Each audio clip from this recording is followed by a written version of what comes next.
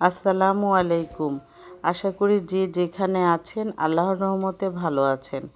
আমি আবারও চলে আসলাম নতুন একটি ভিডিও নিয়ে। আজকে আমি আপনাদের সাথে শেয়ার করব গরুর জিহ্বা ভুঁড়ি পরিষ্কার এবং রান্না। বাজার থেকে গরুর জিহ্বাটা নিয়ে এসে গরম পানিতে সিদ্ধ করে মোটা চামড়াটা উঠিয়ে ভালো করে পরিষ্কার করে নিয়েছি। আজকাল বাজারে তো ভুঁড়িটা কালো চামড়া ফেলেই বিক্রি করে, আমরাও সেভাবে কিনে এনে ভুঁড়িটাও ভালো করে পরিষ্কার করে সিদ্ধ করে এখন আমার ননদ কেটে নিচ্ছে। এই ভুঁড়ি জিহ্বা গরুর ফ্যাপসা একসাথে রান্না করলে খেতে অনেক টেস্ট হয়। এটা আমার খুবই পছন্দের একটা খাবার। আমি গরুর মাংসের থেকে এই খাবারটা বেশি পছন্দ করি। আমার কাছের মানুষ, প্রিয় মানুষ একজন জানে আমি এই খাবারটা খুব পছন্দ করি, সে প্রত্যেক বছর আমাকে এই জিনিসটা খাওয়াবেই।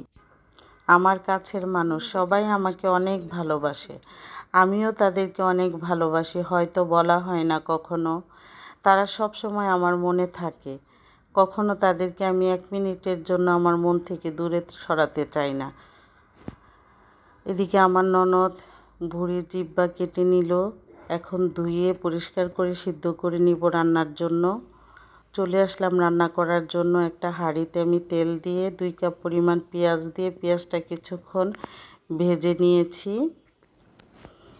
এখন আমি পেঁয়াজের মধ্যে অ্যাড করে দিব আদা বাটা,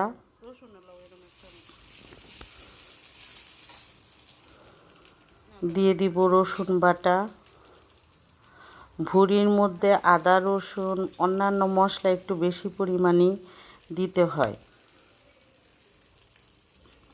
এটা আমার কাছে মনে হয়। কে কীভাবে রান্না করেন অবশ্যই কমেন্ট করে জানাবেন। এখানে আমি হলুদের গুঁড়া, মরিচের গুঁড়া, ধনিয়ার গুঁড়া নিয়ে নিয়েছি। আদা রসুনটা ভাজা হয়ে গেলে আমি অন্যান্য সব উপকরণ অ্যাড করে দিব আদা রসুন পেঁয়াজের সাথে। এখন আদা রসুনটা ভাজা হয়ে গিয়েছে, আমি অ্যাড করে দিলাম অন্যান্য সব মশলাগুলো দিয়ে এটা আমি আরও কিছুক্ষণ ভেজে নেব। এখন আমি ভুঁড়িটা কষিয়ে নিচ্ছি। ভুঁড়ি সিদ্ধ হতে দেরি হয়, সেজন্য ভুঁড়িটা আগে একটু হলুদ লবণ দিয়ে সিদ্ধ করে নিলে রান্নাটা তাড়াতাড়ি হয়।